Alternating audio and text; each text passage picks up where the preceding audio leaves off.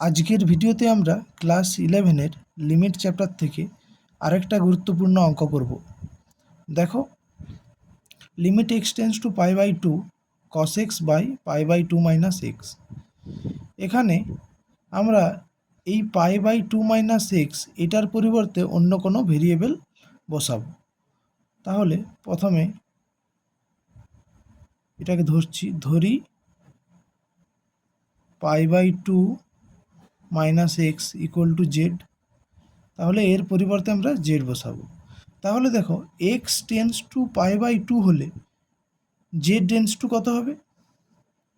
অতএব x tends to pi by 2 হলে z tends to 0 হবে। X tends to pi by 2 মানে এখানে এক্সের জায়গায় যদি পাই বাই 2 বসাই তাহলে জেডের মানটা 0 হবে।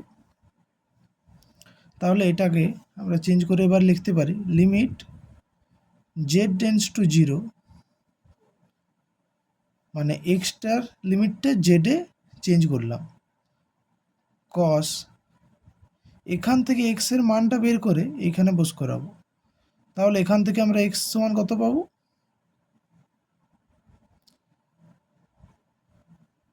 পাই বাই 2 মাইনাস জেড। তাহলে এখান থেকে লিখতে পারি pi by 2 minus z divide by এইটার জায়গায় লিখব জেড। তাহলে দেখো, limit z tends to 0 cos pi by 2 minus z মানে সাইন জেড বাই জেড। আমরা জানি limit x tends to 0 sine x by x, এর উত্তর 1।